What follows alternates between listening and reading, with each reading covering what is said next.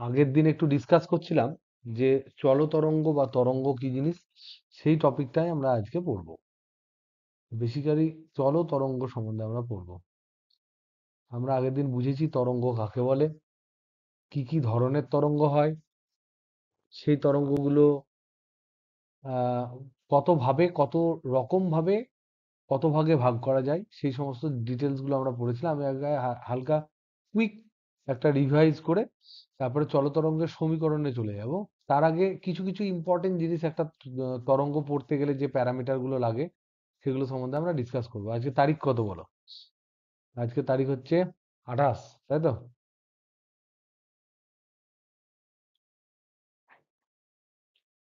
তাহলে আমরা প্রথমে দেখো, আমরা আগের দিনের যদি ক্লাসের রিক্যাপ যদি আমরা হালকা করে করি, তাহলে আমরা বলতে পারি যে তরঙ্গ যেটাকে বলা হয়, তরঙ্গ মানে হচ্ছে ওয়েভ।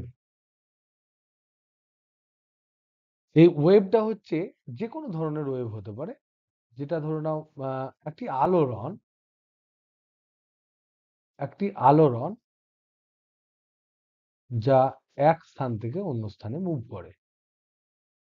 এটা হচ্ছে জেনারেল ডেফিনেশন, এক স্থান থেকে অন্য স্থানে মুভ করে, তাকে বলা হয় তরঙ্গ। তা আমরা যেহেতু ফিজিক্সের তরঙ্গ পাচ্ছি, তার মানে আমরা ফিজিক্সের তরঙ্গগুলোকে নিয়ে আলোচনা করব। আমরা কোভিড তরঙ্গ বা ধরে নাও কোনো মেক্সিকান ওয়েভ যেটা আহ, কোনো গ্যালারিতে হয়, সেগুলো নিয়ে আমরা অতটা বেশি আলোচনা করব না। আমরা আলোচনা করব শুধুমাত্র ফিজিক্সে যে সমস্ত তরঙ্গ আছে, সেই তরঙ্গগুলোকে আমরা প্রথমে এদের উৎপত্তির প্রকৃতি হিসেবে, উৎপত্তির প্রকৃতি কিভাবে এরা উৎপত্তি হয়েছে সেই হিসেবে এদেরকে নানা রকম ভাগে ভাগ করতে পারি। বেসিক্যালি এদেরকে মেজরলি দুটো ভাগে ভাগ করতে পারি। একটা হচ্ছে স্থিতিস্থাপক তরঙ্গ, স্থিতিস্থাপক তরঙ্গ, আর একটা হচ্ছে তড়িৎচুম্বকীয় তরঙ্গ। মেজর দুটো ভাগ আছে, তড়িৎচুম্বকীয় তরঙ্গ। এই তড়িৎচুম্বকীয় তরঙ্গ মানে ইএম ওয়েভ, ইলেকট্রোম্যাগনেটিক ওয়েভ। যেমন ধরুন আমাদের এক্স রে, তারপরে ধরে নাও সাধারণ আলো, লাইট, যেগুলো আমরা চোখের সামনে দেখতে পাই কালারফুল, এই সমস্ত গুলো হচ্ছে এর এক্সাম্পল। গামা রশ্মি, এগুলো এক্সাম্পল। আর স্থিতিস্থাপক তরঙ্গ যেটা, সেটা হচ্ছে ইলাস্টিক ওয়েভ। ইলাস্টিক ওয়েভ, এটার জন্য একটা মিডিয়াম লাগে, একটা মিডিয়াম প্রয়োজন। এই যে স্থিতিস্থাপক ওয়েভ, এইটা নিয়েই আমরা কিন্তু ক্লাস 11 আলোচনা করব। এটাই আমাদের টপিক। এই টপিকটাই আমাদের কিন্তু সামনের দিনে আলোচনা করতে হবে। আর এই যে টপিকটা দেখতে পাচ্ছ, এটা কিন্তু ক্লাস 12 কভার হবে। ক্লাস 12 আমরা এই জিনিসটা সম্বন্ধে আমরা ডিটেলসে ডিসকাস করব। ওকে, তাহলে আমরা ফার্স্ট চলে যাই স্থিতিস্থাপক তরঙ্গ।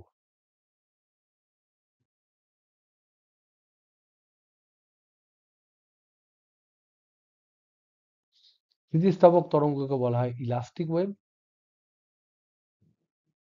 কোন একটা স্থিতিস্থাপক মাধ্যমের মধ্যে দিয়ে কোনো ঢেউ, আলোড়ন, কোনো কম্পন যখন এক জায়গা থেকে অন্য জায়গায় মুভ করে, তখন সেই তরঙ্গটাকে আমরা বলি স্থিতিস্থাপক তরঙ্গ। এই তরঙ্গের জন্য প্রয়োজনীয়তা কি কি জিনিস দরকার, সেগুলো আমরা ডিসকাস করেছিলাম। বলো দেখি কি কি জিনিস, মাধ্যমের কোন কোন জিনিস প্রয়োজনীয় একটা স্থিতিস্থাপক তরঙ্গ প্রপাগেট করার জন্য। আমরা তিনটে জিনিস বলেছি। একদম, ইলাস্টিসিটি, ইনার্সিয়া, একদম, অ্যান্ড থার্ড হচ্ছে তোমার cohesive force. Cohesive force, elasticity মানে হচ্ছে স্থিতিস্থাপকতা, যেটা সম্বন্ধে আমরা পড়েছি রিসেন্ট। স্থিতিস্থাপকতা কাকে বলে এর ডিটেলস আমরা ডিটেলসে পড়েছি। ইনার্সিয়া বা জাড্ডো, এটা আমরা ক্লাস 7, 8, 9 পড়েছি। আর কোহেসিভ ফোর্স সম্বন্ধেও আমরা পড়েছি, যেটাকে সমশক্তি বল বলা হয়, যেটা তোমার বেশি কাজে লাগে তোমার সান্দ্র বল হিসেবে। আমরা এর জিনিসটা পড়েছি। তো বেসিক্যালি যদি আমরা দেখেছি আগের দিনের ডিসকাশনে, যে আমাদের এসএইচএম করতে গেলে বা কোনো একটা কম্পন বা দোলন করতে গেলে, কোনো ভাইব্রেশনের জন্য, একটা বস্তু ভাইব্রেট করছে, ভাইব্রেশন বা দোলন, অসিলেশন, এই অসিলেশন, ভাইব্রেশন এইগুলো করার জন্য এই দুটো জিনিস খুব দরকার। কিন্তু সেই অসিলেশনটা যখন মাধ্যমের মধ্যে দিয়ে প্রবাহিত হতে চাইবে, তখন মাধ্যমের কণাগুলির মধ্যে একটা অ্যাট্রাকশন ফোর্স সিমিলার পার্টিকেলের মধ্যে সেই কোহেসিভ ফোর্সটা দরকার। তবেই কিন্তু এই ভাইব্রেশন বা অসিলেশন একটা জায়গায় হওয়ার পরে সেটা ধীরে ধীরে ধীরে ধীরে মাধ্যমের মধ্যে দিয়ে বিভিন্ন দিকে ছড়িয়ে পড়বে। তো এই তিনটে প্রয়োজনীয়তা রয়েছে, এই তিনটে প্রয়োজনীয় প্রপার্টি কিন্তু রয়েছে স্থিতিস্থাপক তরঙ্গ সৃষ্টির জন্য। তাহলে আমরা জানি যে স্থিতিস্থাপক তরঙ্গ করতে গেলে প্রথমত হচ্ছে মাধ্যমের প্রয়োজন। তার কারণ হচ্ছে একটা জড় পদার্থের ক্ষেত্রেই এই সমস্ত ধর্মগুলো থাকতে পারে। তাই স্থিতিস্থাপক তরঙ্গ এটা কিন্তু শূন্য মাধ্যমে প্রবাহিত হতে পারে না, শূন্য মাধ্যমে প্রবাহিত হতে পারে না। তার কারণ হচ্ছে এর প্রবাহের জন্য যে প্রয়োজনীয় যে প্রপার্টি গুলো লাগে, যে ধর্মগুলো লাগে মিডিয়ামের, অফ মিডিয়াম, সেই মিডিয়াম গুলো পেতে মানে এই প্রপার্টি গুলো শুধুমাত্র একটা জড় মাধ্যমেরই থাকে, শূন্য মাধ্যমে কিন্তু থাকবে না। তাই শূন্য মাধ্যমে এটা প্রবাহিত হতে পারে না। এগুলো খুব সিম্পল সিম্পল জিনিস আমরা ডিসকাস করেছিলাম। এই স্থিতিস্থাপক তরঙ্গ আমরা দেখেছিলাম দু ধরনের হয়। এর প্রকারভেদ, স্থিতিস্থাপক তরঙ্গের প্রকারভেদ। স্থিতিস্থাপক তরঙ্গের প্রকারভেদ। আমরা কিন্তু এখানে ইলেকট্রোম্যাগনেটিক ওয়েভ সম্বন্ধে কোনো কথা আলোচনা করছি না। ওটা সম্বন্ধে ক্লাস 12-এ আমরা ডিটেলসে বুঝবো। ওটা এখানে আলোচ্য বিষয় নয়। শুধুমাত্র তার বেগের যে সমীকরণ সেটা আমরা লিখে দেব। বাদবাকি ওটা সম্বন্ধে আর যা আলোচনা আমরা ক্লাস 12-এ করব। তাহলে আমি এখানে যে প্রকারভেদগুলো করছি সেগুলো সবই কিন্তু স্থিতিস্থাপক তরঙ্গের ক্ষেত্রে করছি। এই প্রকারভেদ দু ধরনের হয়। এক নাম্বার হচ্ছে আহ অনুদৈর্ঘ্য তরঙ্গ হতে পারে, আর দু নাম্বার হচ্ছে তির্যক তরঙ্গ হতে পারে। এগুলো এগুলো কি জিনিস, এটা কি সেন্সে এটাকে ভাগ করা হয়েছে? এটা ভাগ করা হয়েছে যে তরঙ্গ প্রবাহ এবং কণার কম্পন এদের অভিমুখ, এদের দুজনের অভিমুখ সম্বন্ধে ডিসকাস করে দেখে আমরা দু ধরনের গতি, দু ধরনের তরঙ্গ আমরা দেখতে পাই। একটা হচ্ছে অনুদৈর্ঘ্য তরঙ্গ। এক্ষেত্রে কি হবে, তরঙ্গ যেদিকে যাবে এটা যদি তরঙ্গের দিক হয়, তরঙ্গের গতির দিক যদি হয়, এটা যদি তরঙ্গ এদিক থেকে এদিকে যায়, তাহলে এখানকার যে মাধ্যমে যে কণাগুলো থাকবে তারাও যদি এই বরাবরই কাঁপে, এই যেদিক দিয়ে তরঙ্গ যাচ্ছে সেই বরাবরই কাঁপে, বাম দিক ডান দিক বাম দিক ডান দিক করে, তাহলে এই ধরনের তরঙ্গকে আমরা বলবো অনুদৈর্ঘ্য তরঙ্গ। এটার এক্সাম্পল হচ্ছে, এগুলো তোমরা জানো ক্লাস 9-10-এ, এটার এক্সাম্পল হচ্ছে শব্দ তরঙ্গ। শব্দ তরঙ্গ একটা স্থিতিস্থাপক তরঙ্গ, এবং এই তরঙ্গটা ঘূর্ণভবন, ঘনীভবন এবং তনুভবন, ঘনীভবন এবং তনুভবন এগুলোর মধ্যে দিয়ে এক জায়গা থেকে অন্য জায়গায় যায়, এবং একজনের মুখ থেকে সৃষ্টি হওয়া আওয়াজ বা কোনো একটা সনক থেকে সৃষ্টি হওয়া আওয়াজ, যে শব্দ তৈরি করে তাকে আমরা সনক বলি, সনক থেকে সৃষ্ট আওয়াজ কোনো একটা অবজারভার বা যে পর্যবেক্ষক তার কানে পৌঁছায় বা কোনো একটা যন্ত্রে পৌঁছায় যেখানে শব্দ তরঙ্গকে ডিটেক্ট করা হয়। তো এই ধরনের তরঙ্গ হচ্ছে অনুদৈর্ঘ্য তরঙ্গের এক্সাম্পল। আর তির্যক তরঙ্গ কি, এক্ষেত্রে হচ্ছে যদি তরঙ্গ এইদিকে যায়, এই যে যদি তরঙ্গের গতির অভিমুখ হয়, তাহলে ঠিক তার পারপেন্ডিকুলার ডাইরেকশনে কণা কাঁপবে। তাহলে এটা তরঙ্গের দিক যদি হয়, তাহলে এখানকার মাধ্যমে যে কণাগুলো থাকছে যাদের মধ্যে সমশক্তি বল আছে, তারা এই বরাবর কাঁপছে। হয়তো সবাই একই রকম পজিশনে নেই, কেউ নিচের দিকে কাঁপছে কেউ উপর দিকে কাঁপছে, কিন্তু কাঁপবে যখন, তখন তারা উপর নিচে কাঁপবে। এইরকম ধরনের কম্পন যদি হয়, এটা কণার কম্পন যদি হয়, তাহলে আমরা দেখতে পাচ্ছি যে এই যে দুটো দিক তাদের মধ্যে কিন্তু অ্যাঙ্গেল হচ্ছে 90 ডিগ্রি। তার জন্য এর নাম হচ্ছে তির্যক তরঙ্গ। এটার এক্সাম্পল কি, এটার এক্সাম্পল হচ্ছে টান করা টান করা তারের কম্পন, যেটা আমরা গিটারের শব্দ শুনতে পাই, গিটারে যে শব্দ শুনতে পাই সেটা, হারমোনিয়ামে যে শব্দ শুনতে পাই সেটা এখানে, হারমোনিয়ামে হারমোনিয়ামে যে শব্দটা শুনতে পায় সেটা বেসিক্যালি শব্দ তরঙ্গ। টান করা তারের প্রথম যে কম্পনটা হয় সেই কম্পনটা কিন্তু তির্যক হয়। তারপরে ধরে নাও যদি তোমার কোনোভাবে আমরা একটা আহ, মানে যদি আমি যেহেতু কম্পনের কথাই বলছি স্থিতিস্থাপক, সেই জন্য আর এইভাবে বললাম না যে আমাদের পুকুরে ঢিল ফেলে দিলে যে জলের যে কম্পনটা হয় আর ঢেউটা যেভাবে এগিয়ে যায়, সেক্ষেত্রে কিন্তু আমরা দেখেছি যে এটা তির্যক তরঙ্গ হয়। এবার অনুদৈর্ঘ্য তরঙ্গ এবং তির্যক তরঙ্গ, এই দুটো তরঙ্গ কিন্তু প্রবাহের জন্য শর্ত কিন্তু একটু আলাদা আলাদা হয়। অনুদৈর্ঘ্য তরঙ্গ সব মাধ্যমের মধ্যে দিয়ে যেতে পারে, তির্যক তরঙ্গ কিন্তু সব মাধ্যমের মধ্যে দিয়ে যেতে পারে না। This is difference. তাহলে এই দুটোর মধ্যে তাহলে সব সব মাধ্যমের মধ্যেই কি দুটো, সব মাধ্যমের মধ্যেই, মাধ্যমের মধ্য দিয়েই কি নেই কি দু ধরনের তরঙ্গ গতিশীল হতে পারে?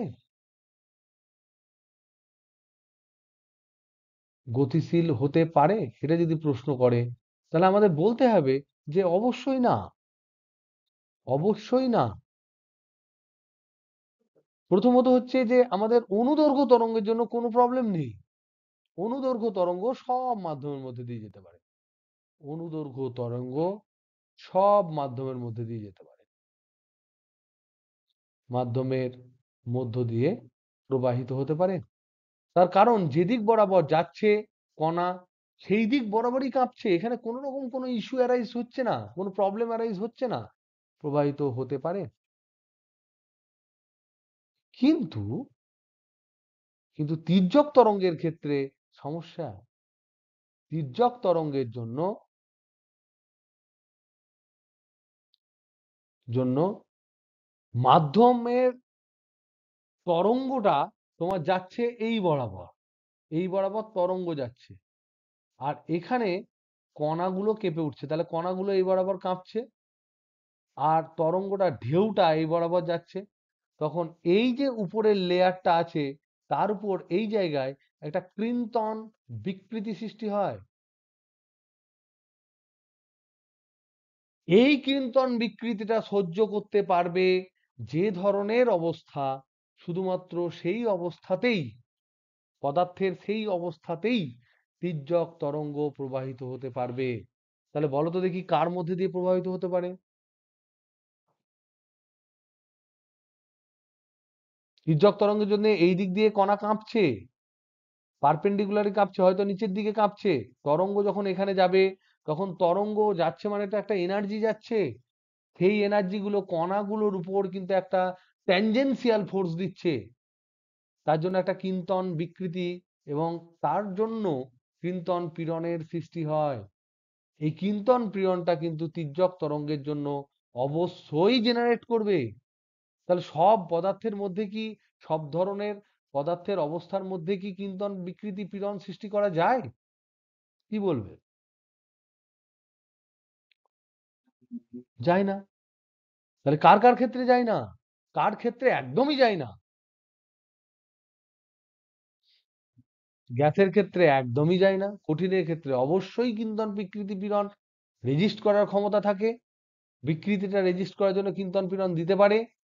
আর তরলের ক্ষেত্রে বেশিরভাগ তরল পারে না, কিন্তু কিছু কিছু ডেন্স তরল যেগুলো আছে তারা কিন্তু পারে।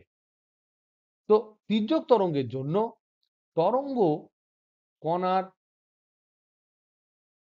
প্রবাহের, তরঙ্গ প্রবাহের দুই পাশে থাকা মাধ্যমের উপর একটি কৃন্তন বিকৃতি সৃষ্টি করতে করতে যায়,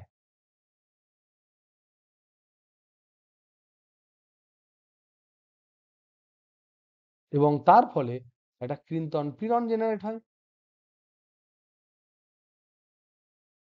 পীড়ন সৃষ্টি হয়।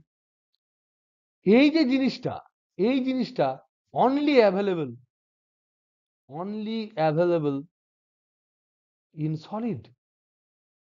সলিড মানে কঠিন পদার্থ, and in in a few in a few liquid state. খুব কম সংখ্যক লিকুইড স্টেটের মধ্যে থাকে, আর সলিডের মধ্যে অবশ্যই থাকে কৃন্তন পীড়ন সৃষ্টি হওয়ার ঘটনা ঘটে, কিন্তু গ্যাসের মধ্যে কোনোভাবেই সম্ভব হয় না। তাই এখানে আমরা দেখতে পাচ্ছি যে এই যে কৃন্তন বিকৃতি বা পীড়নের কথা বলছি, কৃন্তন পীড়ন সৃষ্টি করা বা বিকৃতিকে হজম করা, বিকৃতিকে অ্যালাউ করা, এই যে ঘটনাটা, এটা গ্যাসের ক্ষেত্রে গ্যাসের ক্ষেত্রে প্রযোজ্য নয়।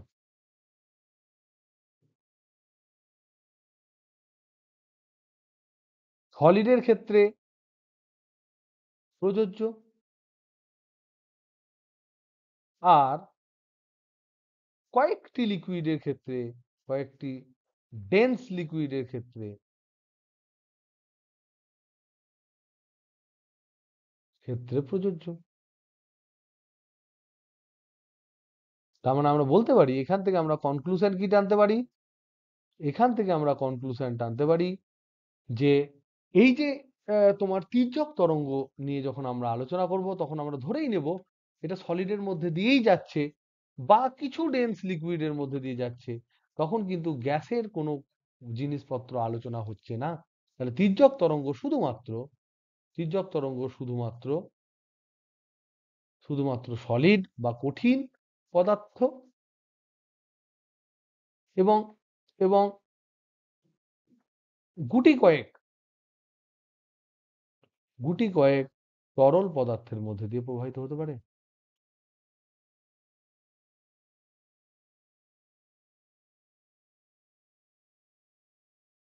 প্রবাহিত হতে পারে। এই সমস্ত জিনিসগুলো আমরা আগের দিন আলোচনা করেছিলাম। অলরেডি আমরা চ্যাপ্টারের মধ্যে আগের দিনের আলোচনার পরে ধীরে ধীরে আমরা ঢুকতে শুরু করেছি। এরপর আমরা বিভিন্ন ক্ষেত্রে বিভিন্ন ক্ষেত্রে যে বেগ কেমন হয়, তরঙ্গের বেগ, সেগুলো আমরা পরে ডিসকাস করব, পরে ডেরাইভ করব। কিন্তু আপাতত একটা ইকুয়েশন আমরা কতগুলো লিখে ফেলি। তরঙ্গের বেগ, বিশেষ করে স্থিতিস্থাপক তরঙ্গের বেগ সম্বন্ধে আমরা যদি দেখি, স্থিতিস্থাপক তরঙ্গের বেগ, তাহলে দেখা যায় স্থিতিস্থাপক তরঙ্গের বেগ ভি সমান root over of elasticity by density. এবার ইলাস্টিসিটি তো হয় না, ইলাস্টিক মডিউলাস বাই ডেন্সিটি হয়। ইলাস্টিক মডিউলাস মানে কি? মানে হচ্ছে, তাহলে এটা বাংলায় যদি আমরা লিখি তাহলে কি লিখবো? স্থিতিস্থাপক কি, এটা কি বলা হয়? স্থিতিস্থাপক মডিউলাসকে কি বলা হয়? গুণাঙ্ক। বাই এটা হচ্ছে ডেনসিটি, মানে হচ্ছে ঘনত্ব। তাহলে দেখো, কঠিন তরল গ্যাসীয় সবারই ক্ষেত্রে স্থিতিস্থাপক গুণাঙ্ক আছে, সবারই ডেনসিটি আছে। তাই স্থিতিস্থাপক তরঙ্গের বেগ সবারই মধ্যেই থাকবে। যদি কঠিন তরল গ্যাসীয় সবারই ক্ষেত্রে আমি অ্যালাউ করি এমন একটা তরঙ্গ, তাহলে তাকে আমরা বলবো অনুদৈর্ঘ্য তরঙ্গ।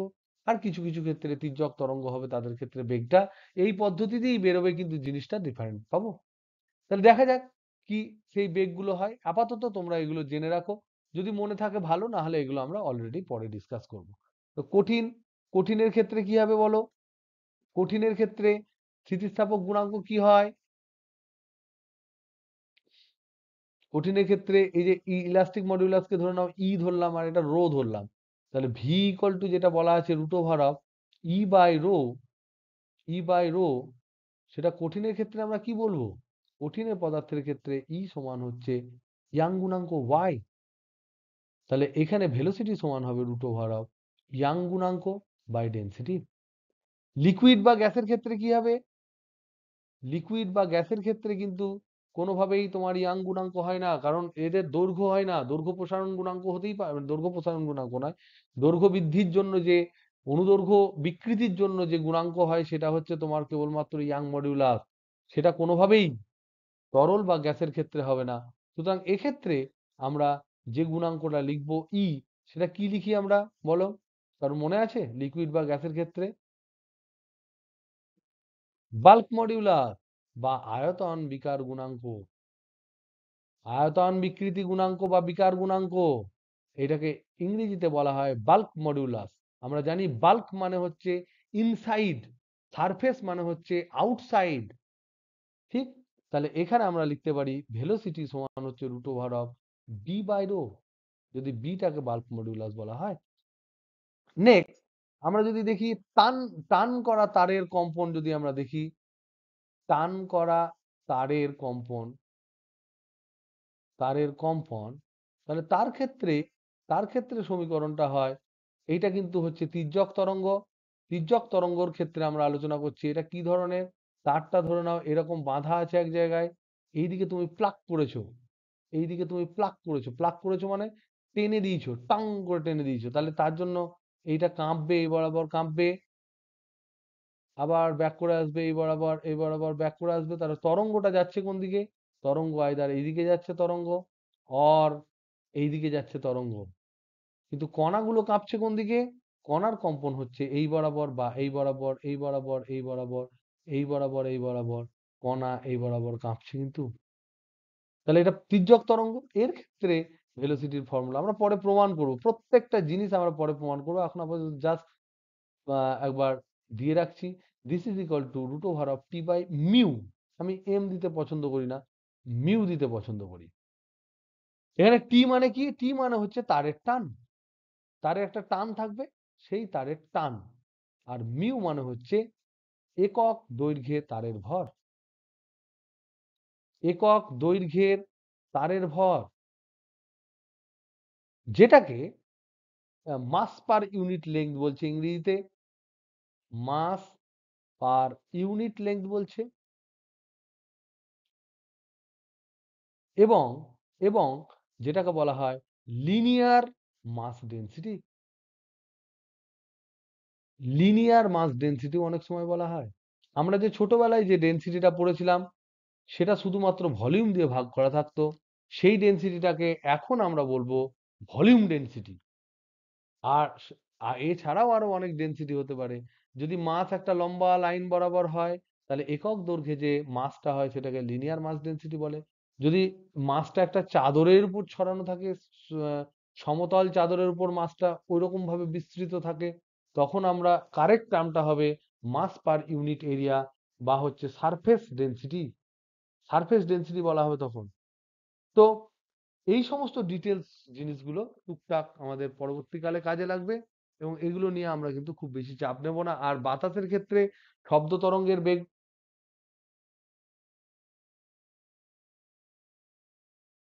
শব্দের বেগ যেটা বেরোয়, কারেক্টেড শব্দের বেগ, সেটা ভি সমান এখানে দিয়েছে, আমি দিয়ে দিচ্ছি গামা পি বাই রো। যেখানে গামা হচ্ছে আমরা পড়েছি খুব famous CP by CV, P মানে হচ্ছে চাপ, গ্যাসের চাপ, আর রো মানে হচ্ছে গ্যাসের ঘনত্ব। আর তার সাথে সাথে ফর সেক অফ কমপ্লিটনেস তড়িৎচুম্বকীয় তরঙ্গের যদি আমরা বেগ দেখি, যদিও এটা আমাদের কোনোভাবেই এর সাথে রিলেটেড নয়, বারবার আমার এই বইয়ে দেওয়ার পরেও আমাকে বলতে হয়, কারণ হচ্ছে যে this is a different class of তরঙ্গ, যেটার সাথে শব্দ তরঙ্গ বা এই ধরনের যে তরঙ্গ আমরা সামনে দুটো তিনটে চারটে চ্যাপ্টারে পড়বো, তার কোনো রকম মিল নেই। খালি মিল হচ্ছে একটাই, যে এরা তরঙ্গ, বাদ বাকি এদের সৃষ্টি, গতি, গতি প্রকৃতি কোনো রকম মিল নেই। কিন্তু এদেরকে আমরা মিল নেই, কিন্তু আমরা এদেরকে তুলনা করতে পারি বিভিন্ন ক্ষেত্রে, কার বেশি কার কম কার কি, কিন্তু এরা কিন্তু কমপ্লিটলি ডিফারেন্ট দুটো জিনিস। ওকে, তো এই যে তড়িৎচুম্বকীয় তরঙ্গ, এর বেগ হচ্ছে 1/√অফ mu zero into epsilon zero, যদি শূন্য মাধ্যমে বলি। এই যে জিনিসগুলো শূন্য মাধ্যমে যদি বলি, মিউ জিরো মানে হচ্ছে চৌম্বক ভেদ্যতা, শূন্য মাধ্যমে চৌম্বক ভেদ্যতা। এইগুলো যদি না বুঝতে পারো কোনো কিছু জানার দরকার নেই। শূন্য মাধ্যমে চৌম্বক ভেদ্যতা, আর ইপসাইলন নট মানে হচ্ছে শূন্য মাধ্যমে তড়িৎ ভেদ্যতা, শূন্য মাধ্যমের তড়িৎ ভেদ্যতা। এগুলো নিয়ে আমরা অনেক জিনিস ক্লাস 12-এ ডিসকাস করব। আর একটা ধরনের তরঙ্গ যেটা ক্লাস 12-এ তোমরা পাবে, ক্লাস 12-এ আর একটা ধরনের তরঙ্গ যেটা তোমরা পাবে, সেটা হচ্ছে আলাদা তরঙ্গ, সেটাকে বলছে পদার্থ তরঙ্গ। পদার্থ তরঙ্গ, যেটা যেটার নাম হচ্ছে ম্যাটার ওয়েভ। বিজ্ঞানী ড্রেবগলি এটা আবিষ্কার করে নোবেল প্রাইজ পান এর কথা বলে। তো এই তরঙ্গটা হচ্ছে কোয়ান্টাম মেকানিক্যাল একটা ফেনোমেনা, এটা আমরা ক্লাস 12-এ ডিসকাস করব। কোয়ান্টাম মেকানিক্যাল ফেনোমেনা, এটা হয়তো তোমরা 11-এ তোমরা এতে পড়েছো, কেমিস্ট্রিতে পড়েছো। এক্ষেত্রে এর যে তরঙ্গের বেগ, এই তরঙ্গের বেগটা হয়, তরঙ্গের বেগ হচ্ছে যে কণাটাকে আমরা আলোচনা করছি তার কণার বেগের সমান, কণার বেগের সমান। যেহেতু বেগ নিয়ে আলোচনা করলাম তাই আমি এটা তোমাদের বলে দিলাম, মনে থাকলে ভালো, না থাকলে আরো ভালো। ওকে, পরে আমরা যেহেতু এই জিনিস সম্বন্ধে পড়বো। নেক্সট নেক্সট আমরা দেখব কিছু প্যারামিটার। আমরা যখন চ্যাপ্টারটা পড়তে চাইছি তার জন্য তখন কিছু কিছু এক্সট্রা প্যারামিটার, এগুলো আমি তাড়াহুড়ো কেন বলছি, যদি তোমরা কিছু না বুঝতে পারো তো অবশ্যই তোমরা কিন্তু আমাকে অ্যাটাক করবে যে স্যার বুঝতে পারছি না, কিন্তু এগুলো খুবই ইজি এবং একদম ইজি পিজি যেটাকে বলে, খুব ইজি, সহজ এবং খুব স্কোরিং। আর এর মধ্যে কোনো রকম কোনো কমপ্লেক্সিটি নেই, স্ট্রেট ফরওয়ার্ড কোশ্চেন পরীক্ষায় পড়বে। এগুলো চ্যাপ্টার কমপ্লিট করার জন্য স্যারদেরকে বকতে হয়, but these are very very easy chapter. Just reading পড়লেই কমপ্লিট হয়ে যাবে, ম্যাথামেটিক্যাল কমপ্লেক্সিটি নেই, খালি একটু ভালো করে বুঝে নেওয়া আর ঝপাঝপ নাম্বার তোলার চ্যাপ্টার হচ্ছে এইগুলো। এবং অবশ্যই সেখানে কিন্তু ঠান্ডা আছে, ঠান্ডাগুলোকে ঠিকঠাক করে মাথা ঠান্ডা করে বুঝতে হবে। ওকে, তো দেখো কিছু ইম্পর্টেন্ট প্যারামিটার, গুরুত্বপূর্ণ রাশি যেগুলো আমাদের জানা দরকার, যেগুলো নিয়ে আমরা আলোচনা করব।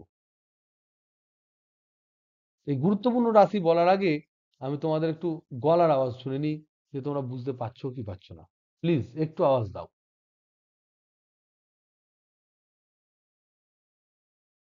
Hello hello hello hello. তাহলে একাই?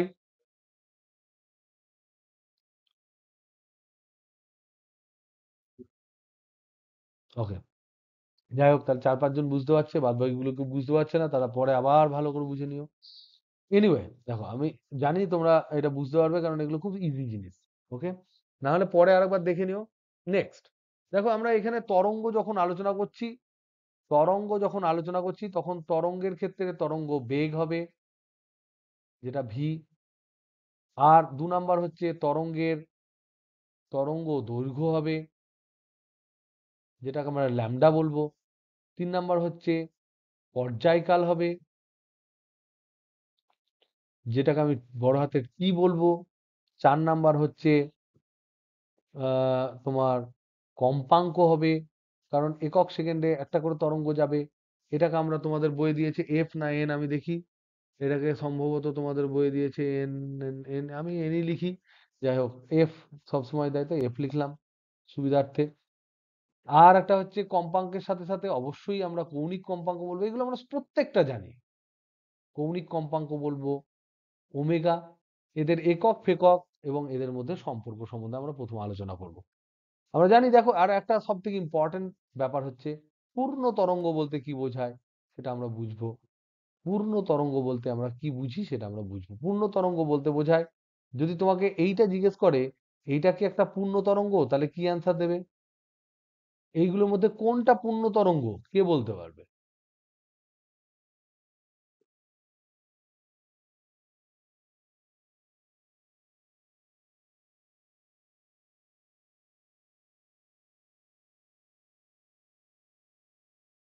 সরি, লাস্টের ছবিটা খুব বাজে আঁকলাম। এই যে option A, option B, option C, option D, এই চারটের মধ্যে কোনটা পূর্ণ তরঙ্গকে প্রকাশ করে? বি এবং সি। এ আর ডি কি দোষ করলো?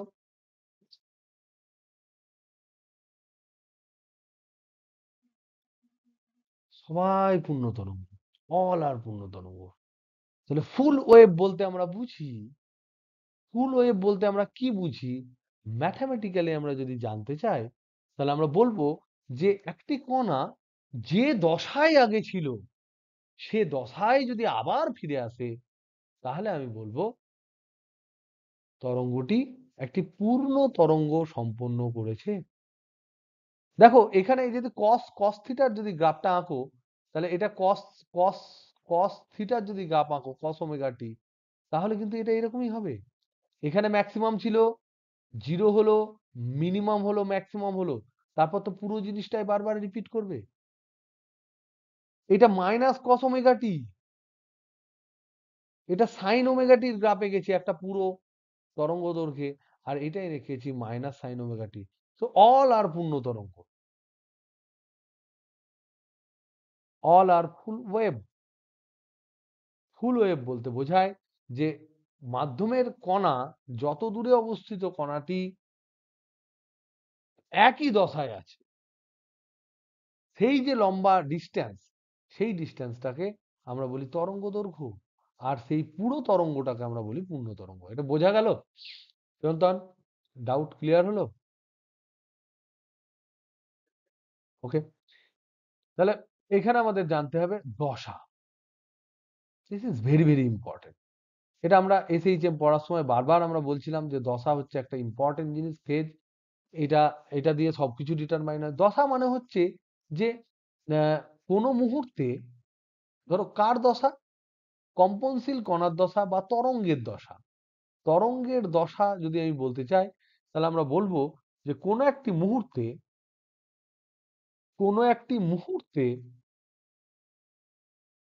যে মাধ্যমে তরঙ্গ যাচ্ছে, যে মাধ্যমে তরঙ্গ যাচ্ছে বা গতিশীল হচ্ছে, সেই মাধ্যমে কোনো বিন্দুতে থাকা মাধ্যমের কণা, সেই মাধ্যমে কোনো একটি বিন্দুতে থাকা একটি কণার সরণ, সাম্যাবস্থা থেকে সরণ, বেগ এবং ত্বরণ, এইগুলিকে বোঝায়।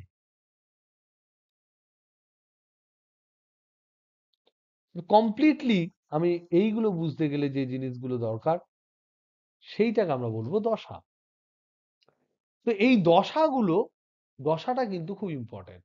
দেখো এই মাধ্যমের এই যে এখানে যদি আমি মাধ্যম আঁকি, কোন একটা মুহূর্তে মাধ্যমের কণা ধরো কাঁপছে, এখানে কাঁপতে শুরু করেছে, এ কাঁপেনি, একটু বেশি কেঁপে গেছে, এ বেশি কেঁপেছে, এ একটু কম কেঁপেছে, কম কেঁপেছে, কম কেঁপেছে। ওই মুহূর্তে কোন একটা জায়গায় কোন একটা মুহূর্তে আমি ফটো তুলেছি, কোন একটা মুহূর্তে যখন ফটো তুলবো তখন দেখতে এরকমই হয়। ধরো মাধ্যমের কণাগুলো কাঁপছে কোন একটা মুহূর্তে, স্ন্যাপশট, ফট করে একটা ফটো তুলেছো, তাহলে দেখবে মাধ্যমের কণাটা এটা এখানে আছে, এটা এখানে চলে গেছে, এটা এখানে, এটা এখানে, এটা এখানে, এটা এখানে, এটা এখানে, এখানে চলে এসছে। এরকম করে তোমার মাধ্যমের কণাগুলো কাঁপছে। কিন্তু এইরকম করে মাধ্যমের কণাগুলো কিন্তু কাঁপছে। আর তরঙ্গ কি হচ্ছে? তরঙ্গ এই দিক দিয়ে তরঙ্গ প্রবাহিত হচ্ছে। তির্যক তরঙ্গের মতো করে আঁকলাম, এরকম হচ্ছে। তো হঠাৎ করে তুমি যদি একটা ক্লিক করো, ফটো তোলো, তাহলে দেখতে পাবে মাধ্যমের কণাগুলো আর মিন পজিশনে নেই, তারা সরে আছে। কেউ একটু বেশি সরে আছে, কেউ কম সরে আছে।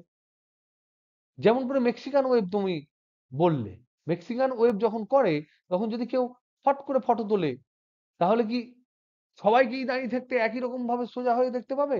অ্যান্সার হচ্ছে না। কেউ একটু নিচু হয়ে থাকবে, কেউ উঁচু হয়ে থাকবে, কেউ উঁচু হয়ে থাকবে, তবেই তো আমি একে তরঙ্গ বলবো। তাহলে এই যে জিনিসগুলো আমি এখানে আঁকছি, কালো কালো গুলো, এগুলো হচ্ছে মাধ্যমের কণা।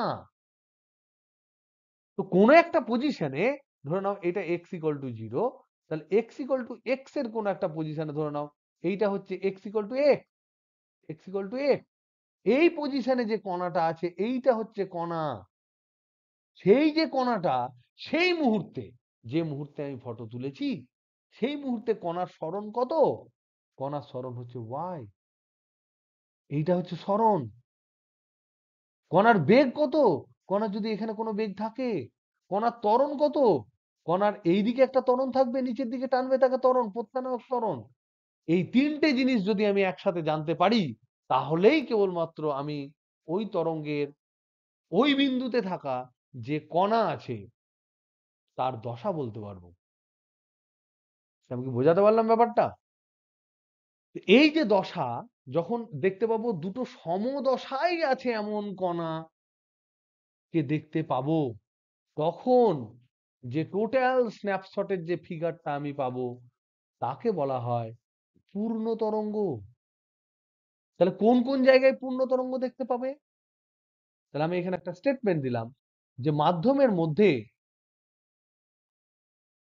তরঙ্গ প্রবাহের মাধ্যমে থাকা থাকা কণাগুলির মধ্যে পরপর, পরপর মানে অ্যাডজাসেন্ট, পাশাপাশি, অ্যাডজাসেন্ট, পরপর কথাটা ঠিক নয়, পাশাপাশি দুটি, পাশাপাশি দুটি কণা যাদের দশা সমান, দশা সমান, সেই যে টোটাল ডিস্টেন্স, তখন তাদের মধ্যে একটি পূর্ণ তরঙ্গ বিদ্যমান, একটি পূর্ণ তরঙ্গ বিদ্যমান। মানে কি গো? মানে আমি এই ছবিটা আবার আঁকছি, খুব ভালো করে বোঝার চেষ্টা করো। এটা হচ্ছে মাধ্যমের মিন পজিশন, কারণ এইদিকে তরঙ্গ যাচ্ছে আমরা ধরছি।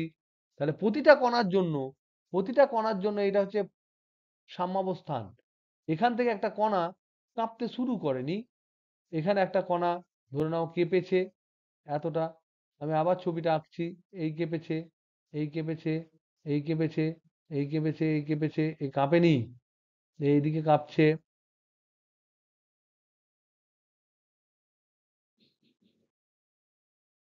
এই হলো,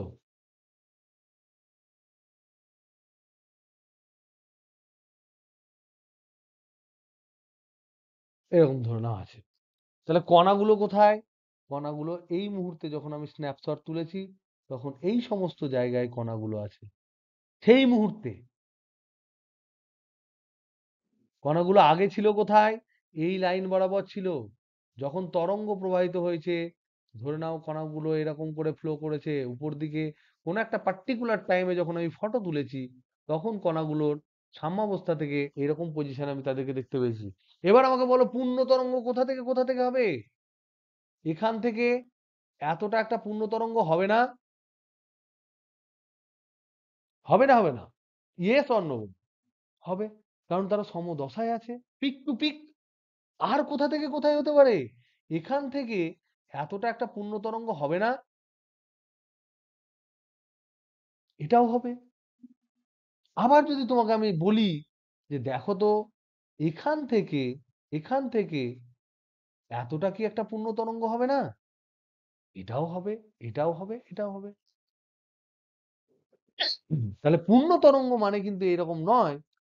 আবার এটাও কিন্তু একটা পূর্ণ তরঙ্গ, এখান থেকে এতটা, এগুলো অল আর পূর্ণ তরঙ্গ, এগুলো সব কিন্তু পূর্ণ তরঙ্গ, এগুলো সব পূর্ণ তরঙ্গ। এই পূর্ণ তরঙ্গের মধ্যে আমরা দেখতে পাচ্ছি কিছু কিছু জায়গায় কণাগুলো উপরের দিকে হাইয়েস্ট পজিশনে আছে, একদম উপরের দিকে আছে, এইটাকে বলা হয় তরঙ্গ শীর্ষ, তরঙ্গের একদম শীর্ষ। তরঙ্গ শীর্ষকে সম্ভবত ট্রাফ বলা হয়, TROUGH। ক্রেস্ট না ট্রাফ, দ্বারা দেখি আছে কি এখানে দেওয়া।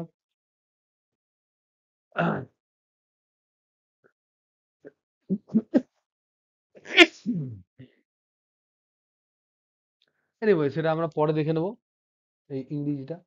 আর যে নিচের পয়েন্টে যেটা রয়েছে, একদম নিচ পয়েন্টে এইটা যেটা রয়েছে, এটাকে বলা হয় তরঙ্গপাদ। ঠিক, একটাকে ট্রাও, একটাকে ক্রেস্ট বলা হয়। যেটা পিক পয়েন্টে উপরের দিকে রয়েছে তাকে তরঙ্গ শীর্ষ বলা হয়, যেটা পিক পয়েন্টে নিচের দিকে রয়েছে সেটাকে তরঙ্গপাত বলা হয়। একটা ক্রেস্ট, একটা ট্রাফ, কোনটা কি সেটা একটু আমি পরে বলে দেবো, ওকে? এনিওয়ে, পূর্ণ তরঙ্গ আমরা বুঝলাম। এবার এই পূর্ণ তরঙ্গের যে দৈর্ঘ্য, কোন দিক বরাবর? তরঙ্গ যেদিকে যায় সেই দিক বরাবর যে দৈর্ঘ্য, তাকে বলা হয় তরঙ্গ দৈর্ঘ্য। তাহলে তরঙ্গ দৈর্ঘ্যকে আমরা জানলাম, তরঙ্গ দৈর্ঘ্য আমরা জানি, তরঙ্গ দৈর্ঘ্য হচ্ছে একটি পূর্ণ তরঙ্গের। তাহলে পূর্ণ তরঙ্গ মানে দেখতে একদম দারুণ দেখতে সুন্দর, যেরকম আমরা ছোটবেলা থেকে এঁকেছি তা হবে তা নয়। এক জায়গায় শুরু আর এক জায়গায় শেষ হয়ে যদি একই দশায় পৌঁছে যায় দুটো কণা, তাহলে তাদের মধ্যবর্তী যে তরঙ্গের অংশটা, সেটাকেই আমরা পূর্ণ তরঙ্গ বলবো। এই একটি পূর্ণ তরঙ্গের যে দৈর্ঘ্য, তরঙ্গ গতিমুখ বরাবর যে দৈর্ঘ্য, সেই দৈর্ঘ্যটাকে আমরা বলবো তরঙ্গ দৈর্ঘ্য।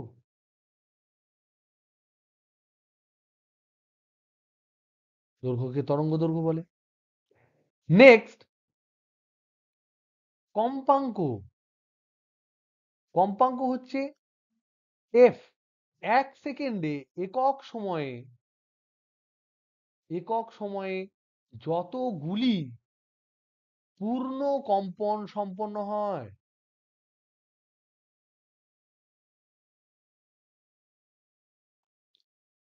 তাহলে এবার বলো তো দেখি, তাহলে তরঙ্গের বেগ কত হবে?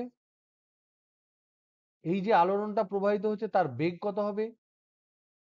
একবার যদি পূর্ণ কম্পন হয় তাহলে দৈর্ঘ্য যায় ল্যামডা। 1 সেকেন্ডে যদি এফ সংখ্যক কম্পন হয় তাহলে 1 সেকেন্ডে কতবার ল্যামডা দৈর্ঘ্য যাবে? তরঙ্গের বেগটাকে ধরলাম বড় হাতের ভি ধরলাম, তাহলে বড় হাতের ভি সমান হবে এফ ল্যামডা। দেখি তোমরা জানো না V equal to N lambda. তোমাদের এখানে এফ ল্যামডা, ও তোমাদের এখানেও এন দিয়েছে, ঠিক আছে, এন দিলে খুব ভালো। এটাকে এফটাকে এন বলে দেওয়া হয়েছে, তাহলে এটাকে আমরা এন বলবো, ঠিক আছে। তাহলে ভি ইকুয়াল টু হচ্ছে এন ল্যামডা। এন মানে হচ্ছে 1 সেকেন্ডে কতবার কাঁপে আর প্রতি প্রতি কম্পনে কতটা যায়।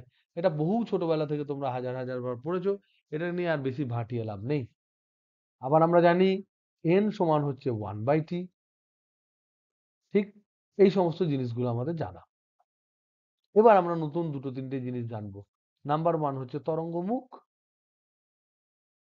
তরঙ্গ মুখ বা ইংরেজিতে এটাকে বলা হয় ওয়েভ ফ্রন্ট। তরঙ্গ মুখ বা ওয়েভ ফ্রন্ট, তরঙ্গ মুখ বা ওয়েভ ফ্রন্ট হচ্ছে যে মাধ্যমে কম্পন, যেখানে ধরো তরঙ্গ যাচ্ছে সেই মাধ্যমে যে কণাগুলো কাঁপছে, সেই সমস্ত কম্পনশীল কণার মধ্যে একই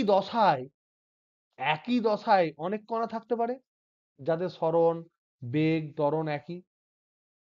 তো তাদেরকে যদি আমি তাদেরকে জুড়ে দিই একটা একটা করে পয়েন্ট দিয়ে, তাহলে যে জ্যামিতিক চিত্র আমি দেখতে পাবো তাকে বলা হয় তরঙ্গ মুখ। তাহলে এটাকে আমরা কি বলতে পারি, যে তরঙ্গের মাধ্যমে থাকা কণা সমূহের মধ্যে সমদশায় থাকা কণাগুলির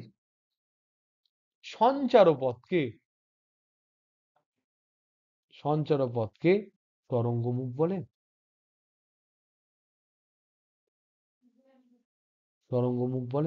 ওয়েভ ফ্রন্ট বলে। যেমন ধরে নাও এটা হচ্ছে একটা পুকুর, এটা ধরে নাও একটা পন্ড, পুকুর। এখানে তুমি একটা আলোড়ন সৃষ্টি করেছো, এই জায়গায় একটা বম ফেলে দিয়েছো বা একটা কিছু ফেলে দিয়েছো, তাহলে চারিদিকে ঢেউটা ছড়াবে।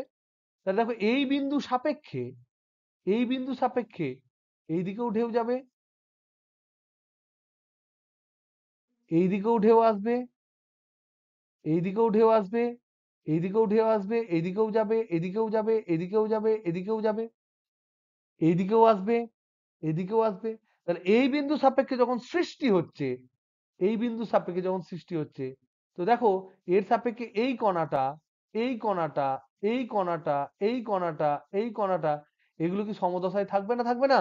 থাকা উচিত না উচিত নয়? কি মনে হচ্ছে তোমাদের, যদি আমার দূরত্বটা সেম হয়?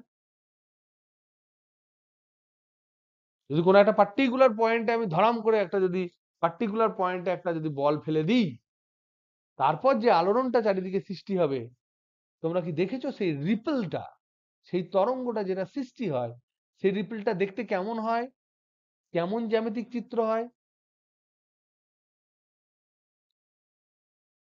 কেমন হয়? একদম তাই, সমকেন্দ্রিক বৃত্তাকার। তার মানে এই যে পথটা, এই যে সঞ্চার পথ, এদের কানেক্টিং পথ, এইটাকে আমরা বলবো তরঙ্গমুখ। তার কারণ এই তরঙ্গমুখের ওপর অবস্থিত মাধ্যমের প্রতিটি কণার সাম্যাবস্থা থেকে সরণ, বেগ এবং ত্বরণ একই। তাহলে আমি আরো দূরে যদি যাই, সেখানেও আমি একটা রিং পাবো, এটাও একটা তরঙ্গমুখ। তাহলে এইখানে তরঙ্গ মুখগুলো আমরা দেখতে কেমন দেখছি? এগুলো দেখছি সমকেন্দ্রিক সমকেন্দ্রিক বৃত্তাকার। ইংরেজিতে এটাকে কি বলবো? Concentric circular. অনেকগুলো সার্কেল যাদের সেন্টারটা সেম এবং যে সেন্টারে তরঙ্গটা সৃষ্টি হয়েছে, আলোড়নটা সৃষ্টি হয়েছে। এই তরঙ্গ মুখের থাকা প্রতিটি কণার দশা একই, তার মানে এরা সমদশায় আছে। দিস ইজ ভেরি ইম্পর্টেন্ট, সমদশায় আছে, প্রত্যেকে সমদশায় আছে। এই তরঙ্গমুখ কেমন হয়? তরঙ্গমুখ প্রকারভেদ কিরকম হয়? ধরে নাও, তুমি ধরে নাও এখানে একটা শব্দ করছো, একটা সনক আছে বা কোনো একটা সোর্স আছে, সোর্সের উপর নির্ভর করে, সোর্স মানে যেখান থেকে শব্দের উৎপত্তি হচ্ছে, শব্দ হোক তরঙ্গ হোক, তরঙ্গের উৎপত্তি হচ্ছে, তরঙ্গের উৎপত্তি, আর তার ফলে সৃষ্ট তরঙ্গ মুখের আকার। এটাও আমরা আবার ক্লাস 12-এ আলোচনা করব, কিন্তু আমি এটা একবার আলোচনা করে দিই, প্রতিবারই আমি এটা একবার বলে দিই আগে থেকে। এটা যদি ধরো বিন্দু উৎস হয়, কোন একটা ধরো বিন্দুতে কেউ ঠোকা মারছে, 3Dর মধ্যে থাকা একটা বিন্দু, এরকম একটা বিন্দু জায়গায় হচ্ছে, তাহলে বলতো এই তরঙ্গটা যদি চারিদিকে ছড়িয়ে যায়, এটা দেখতে কেমন হবে? সমদশা সম্পন্ন কণাগুলো কেমন জায়গায় থাকবে? সবাই একই রেডিয়াসে থাকবে, এবং এটা দেখতে কিরকম হবে? কি গো?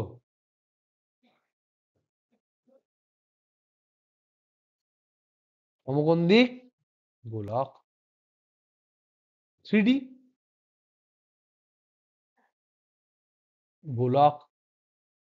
এটা তো আর এর মধ্যে করিনি, জলের মধ্যে করিনি যে 2Dর মধ্যেই সীমাবদ্ধ থাকবে। আমি একটা বিন্দু উৎস বলেছি, তাহলে এটা কনসেন্ট্রিক স্ফিয়ার হবে, কনসেন্ট্রিক স্ফিয়ার। 2 নাম্বার ধরে নাও কোন একটা রেখা উৎস, বিন্দু উৎসকে বলা হয় পয়েন্ট সোর্স, পয়েন্ট সোর্স, একটা পয়েন্ট যেখান থেকে তরঙ্গ উৎপন্ন হচ্ছে। রেখা উৎস মানে হচ্ছে লাইন সোর্স, লাইন সোর্স, যেটা লাইনের মধ্যে দিয়ে, এই লাইনটা ধরে নাও তারটা বনবন বনবন করে কাঁপছে, তাহলে তখন কি হবে গো? এই দিক বরাবর যাবে, এই দিক বরাবর যাবে, এই দিক বরাবর যাবে, এইটা একটা এই জায়গা থেকে তৈরি হতে পারে, এখান থেকে তৈরি হতে পারে ওয়েভ, এখান থেকে তৈরি হতে পারে ওয়েভ। তাহলে দেখো, এখানেও একটা স্ফিয়ার হবে, এখানেও একটা স্ফিয়ার হবে, স্ফিয়ার না সার্কেল হবে। এই সার্কেল গুলোকে জুড়লে কি পাবো? চোঙ পাবো। আবার তারপরেও পরের দৈর্ঘ্যে আর একটা চোঙ পেতে পারি আমি। তাহলে এইটাকে আমরা কি বলবো বাংলা ভাষায়? এই চোঙগুলোকে কি বলবো বলো? সমাক্ষীয় চোঙ। মানে আমরা বলতে পারি কোঅ্যাক্সিয়াল সিলিন্ডার্স, সিলিন্ড্রিক্যাল, এটা স্ফেরিক্যাল, গোলকীয়, চোঙাকৃতি। দেখতে কিরকম? চোঙ তো নয়, চোঙাকৃতি। যদি ধরে নাও 3 নাম্বার একটা প্লেন ওয়েভ হয়, প্লেন সোর্স হয়, প্লেন মানে সমতল উৎস হয়, এরকম একটা প্লেন, তাহলে দেখো এই প্লেনটা যদি খুব, প্লেনটা যদি বিশাল বড় প্লেন হয়, প্লেন মানে জাহাজ প্লেন বলছি না, তাহলে এই বিন্দু থেকে একটা তৈরি হবে, এই বিন্দু থেকে একটা তৈরি হবে, এই বিন্দু থেকে, এখান থেকে, এখান থেকে, এখান থেকে, এরকম বাঁদিকেও হবে, তাহলে এটাও একটা প্লেন হবে, এটা একটা প্লেন হবে, এদিকেও একটা প্লেন হবে। তাহলে এখানে আমরা পাবো সমান্তরাল, সমান্তরাল প্লেনস, সমান্তরাল সমতল, সমতলস বলছি, সমতল, সমতল আকার বা যাই হোক কিছু একটা হবে। এ ধরনের বিভিন্ন ধরনের হয়। আর যদি ধরে নাও একটা বিন্দু উৎস থেকে তুমি অনেক দূরে আছো, তাহলে কেমন দেখতে হবে? 4 নাম্বার, বিন্দু উৎস বিন্দু বা রেখা উৎস বা যে কোনো উৎস, সমতল উৎস যাই হোক না কেন, সমতল উৎস, যে কোনো ধরনের উৎস, সেখান থেকে তরঙ্গ সৃষ্টি হচ্ছে। কিন্তু কিন্তু তরঙ্গ মুখকে দেখতে চাইছি, তরঙ্গ মুখ অবজার্ভড হচ্ছে, পরিলক্ষিত হচ্ছে অনেক দূরে, অনেক দূরে। তাহলে সেক্ষেত্রে তরঙ্গ মুখের চেহারা কেমন হবে? সেক্ষেত্রে ওয়েভ ফ্রন্ট বা তরঙ্গ মুখের, ওয়েভ ফ্রন্টের চেহারা কেমন হবে, দেখতে কেমন হবে? নেহি, আরেকটু ভাবো। এই বিন্দু থেকে আলো তৈরি হচ্ছে, এইদিকে যাচ্ছে, এইদিকে যাচ্ছে, আর একটা ধরে নাও এইদিকে যাচ্ছে, এইদিকে যাচ্ছে, আর একটা এখানে এই যাচ্ছে, অনেক দূরে দেখছি। তাহলে এই জায়গাটা দেখতে কেমন হবে গো? স্ফিয়ারের একটা অংশটা কেমন হবে অনেক দূরে থাকলে? এটা তো একটা স্ফিয়ারের অংশ। এইখানে থাকলে তোমার স্ফেরিক্যাল হচ্ছে, এখানে থাকলে বড় স্ফেরিক্যাল হচ্ছে, এত দূরে থাকলে এই জায়গার মধ্যে এইটুকু দেখতে কেমন হবে? সমতল, সমতল। সরলরৈখিক অনেকগুলো সরলরেখা হবে। বৃত্ত তো নয়, আমি গোলক আঁকছি। তোমরা বারবার বৃত্ত ভেবে ফেলছো, এটা গোলক এঁকেছি। গোলকের উপরি পৃষ্ঠটাকে বলা হয় তরঙ্গ মুখ। তরঙ্গ মুখ 1D 2D 3D সব হতে পারে। ওকে, তাহলে এই সমস্ত জিনিসগুলো আমরা দেখলাম। আর তরঙ্গ মুখের ক্ষেত্রে একটা ইম্পর্টেন্ট একটা তথ্য কি, ইম্পর্টেন্ট তথ্য, ইম্পর্টেন্ট তথ্যটা কি? ইম্পর্টেন্ট তথ্য হচ্ছে তরঙ্গ মুখের ক্ষেত্রে, এটা যদি তরঙ্গ মুখ হয় আর এই দিক বরাবর যদি তরঙ্গর গতি হয়, তরঙ্গের অভিমুখ হয়, তাহলে তরঙ্গ মুখের উপর যে ট্যানজেন্ট তুমি টানবে, এটা হচ্ছে স্পর্শক। এই স্পর্শক আর তরঙ্গের অভিমুখ পরস্পরের সাথে 90 ডিগ্রি কোণে থাকবে। This is very very important. আর মনে রাখতে হবে, তরঙ্গ মুখের সাথে লম্বভাবে ভেদ করে যাবে তরঙ্গ। ঠিক সেই সমস্ত সহজ সহজ জিনিসগুলো তোমরা আলোচনা করলে। এরপর একটা ইম্পর্টেন্ট জিনিস হচ্ছে তরঙ্গ সংখ্যা। নেক্সট নেক্সট হচ্ছে তরঙ্গ সংখ্যা। এই জিনিসটা তোমরা কেমিস্ট্রিতে অবশ্যই হয়তো পড়েছো। এটাকে বলা হয় নিউবার, ওয়েভ নাম্বার। যারা যারা কেমিস্ট্রিতে এই ওয়েভ নাম্বার, লিম্যান বামার, পাসেন ব্র্যাকেট, ফান্ডের ক্ষেত্রে পড়নি, তারা জানবে যে হয় তারা ফাঁকি মেরেছো, না হলে তোমাদের স্যাররা ফাঁকি মেরেছে। তো যাই হোক, আমরা এই ইকুয়েশনটা নিশ্চয় দেখেছি যে নিউ ইকুয়াল টু হচ্ছে কি হয়, রিডবার্গ কনস্ট্যান্টের ক্ষেত্রে nu bar equal to R into 1 - n1² - 1/n2² হয়। আর হচ্ছে রিডবার্গ কনস্ট্যান্ট। এই নিউ বারটা কি, হোয়াট ইজ দিস? তরঙ্গ সংখ্যাটা কি হয়? সেটা ওয়েভ নাম্বার। সেটা কি, এর সংজ্ঞা কি? নিউ বার সমান 1/λ হয়। মানে একক দৈর্ঘ্যে কটা ওয়েভ ফিট করবে। এই ধরে নাও এই তরঙ্গ দৈর্ঘ্য তোমার এইরকম তরঙ্গ, এরকম ছোট ছোট তরঙ্গ, এরকম ছোট ছোট তরঙ্গ। আমি এখন দেখতে চাইছি 1 মিটার দৈর্ঘ্যে, 1 মিটার যদি আমার দৈর্ঘ্য হয়, তাহলে তার মধ্যে ক পিস তরঙ্গ ফিট করবে, কতগুলো তরঙ্গ ফিট করবে। যদি 1000 তরঙ্গ ফিট করে, তাহলে আমি বলবো নিউ বার সমান হচ্ছে 1000, 1/λ পার মিটার, 1000 র্যাড পার 1000 পার মিটার।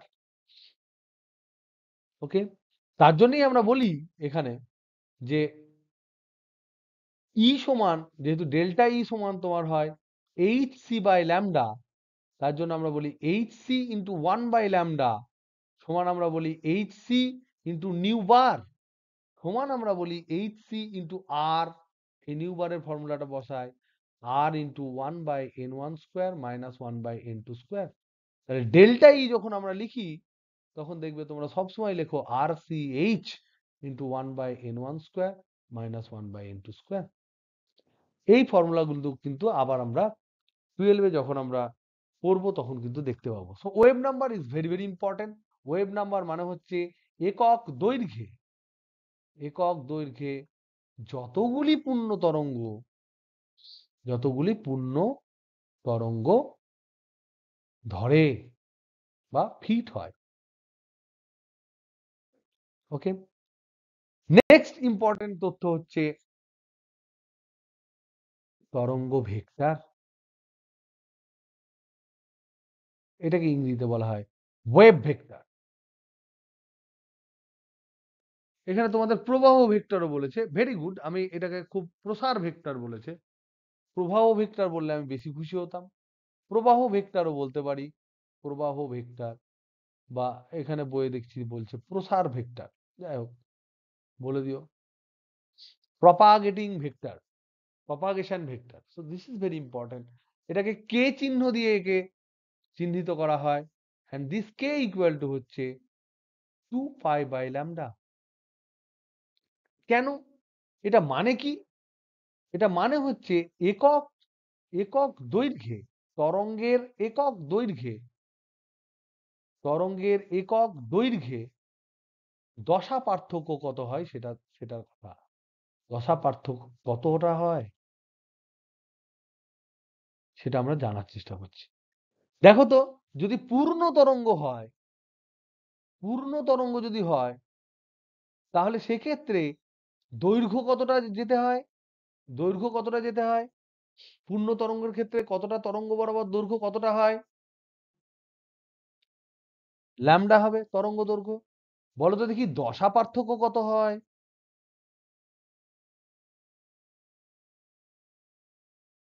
0 হয় না। 0 মানে তো শুরুর জায়গা 2π। একবার যদি তুমি চলে যাও তাহলে 2π। 2π আর 0 ইকুইভ্যালেন্ট হলেও যেটা আমি করে ফেলেছি সেটা একই দশায় এসছি, ঠিক কথায়। কিন্তু দশার যখন তফাৎ বলবো তখন আমাকে অবশ্যই 2π বলতে হবে। এখান থেকে যখন এখানে যাবে, এখানে যদি তোমার থিটাটা 0 হয় এখানে, তাহলে এখানে অবশ্যই থিটা ইকুয়াল টু 2π হবে, 2π রেডিয়ান হবে। তাহলে দেখো, ল্যামডা দৈর্ঘ্যে ল্যামডা দৈর্ঘ্যে দশা পার্থক্য দশা পার্থক্য 2π রেডিয়ান। তবে একক দৈর্ঘ্যে দশা পার্থক্য কত হবে? 2π/λ রেডিয়ান। এই জিনিসটাকেই বলা হয় ওয়েভ ভেক্টর। এটা ভেক্টর রাশির দিক আছে কোন দিকে? এটা হচ্ছে যেদিকে ওয়েভ প্রপাগেট হয় সেই ডাইরেকশনে এটাকে বলা হয়। তাহলে এটি যে ভেক্টর রাশি, তাহলে কে সমান হলো 2π/λ। এর একক কি? এর একক হচ্ছে radian, rad per metre. Rad per second ছিল ওমেগা, এটা হচ্ছে র্যাড পার মিটার। ওমেগা কি ছিল? ওমেগা সমান কি ছিল? 2π/t। এটা ছিল র্যাড পার সেকেন্ড, এইটা হলো র্যাড পার মিটার। এটা হচ্ছে ভেক্টর রাশি। এর দিক কি? এর মান হচ্ছে 2π/λ। এর দিক কি? এর দিক হচ্ছে তরঙ্গ যেদিকে যায় তার তরঙ্গ প্রবাহের দিক। তাহলে আমরা কে ভেক্টর সমান আমরা বলবো 2π/λ into N cap. N cap যে দিকটা বোঝাচ্ছে সেটা তরঙ্গ প্রবাহের দিক বোঝাচ্ছে, আর এইটা হচ্ছে তার মান। ওকে, আরেকটা হচ্ছে তরঙ্গ বেগ বা দশা বেগ। তরঙ্গ বেগ মানে হচ্ছে ভি, আর একটা হচ্ছে দশা বেগ। যদিও দুটো প্রায় একই হয়ে যায়। তরঙ্গ বেগ, দশা বেগ ছাড়াও আরেকটা আছে গ্রুপ ভেলোসিটি বলে একটা আছে, এটা তোমাদের সিলেবাসে নেই। দশা বেগ মানে হচ্ছে ফেজ ভেলোসিটি। ধ্রুবক ফেজ নিয়ে তরঙ্গ যে বেগে গতিশীল হয়, ধ্রুবক দশা সম্পন্ন ধ্রুবক দশা নিয়ে তরঙ্গ যে বেগে গতিশীল হয়। যাই হোক, এটা তোমাদের তরঙ্গ বেগ যেটা আমরা আগে পড়েছিলাম তার সাথেই সমান হবে। তাহলে দেখো এখান থেকে আমরা যদি দেখতে পাই V equal to N into lambda, তাহলে এইটাকে আমরা ওমেগা এবং কে দিয়ে কি প্রকাশ করতে পারবো? সেটা দেখার জন্য আমরা এরকম লিখতে পারি, দেখো V equal to N into lambda. N মানে কি? 1/t, তাহলে ল্যামডা বাই টি, উপর নিচে 2 পাই গুণ করো, তাহলে 2 পাই/t ইন্টু 2 পাই/ল্যামডা। তাহলে ভি সমান কি লিখতে পারি? অর ভি সমান, এটা কি গো? 2 পাই/tটাকে কি বলা হয়? ওমেগা। আর এইটা কি? এটাকে কি লিখতে পারি? ভালো করে ভাবো। 1/k, তাহলে ওমেগা/k। তাহলে এইটা হচ্ছে তোমার দশাবেগ বা তরঙ্গ বেগ। তাহলে যাহাই দশাবেগ তাহাই তরঙ্গ বেগ, এই জিনিসটা আমরা জানতে পারলাম। ওকে, তো আমরা নেক্সট ডেতে চলতরঙ্গের সমীকরণ বের করে বাদ বাকি এই চ্যাপ্টারটা আমরা শেষ করে ফেলবো। তোমরা এই সংক্রান্ত যতটুকু যা হয়েছে তার অঙ্ক টঙ্ক গুলো একটু দেখার চেষ্টা করো। ওকে, আজ এইটুকুই থাক।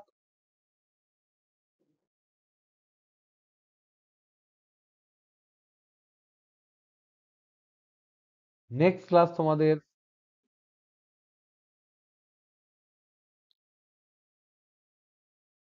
এটা কি করতে পারবে কেউ? যদি আমি অ্যাভেলেবল হয় 10:15 PM এ,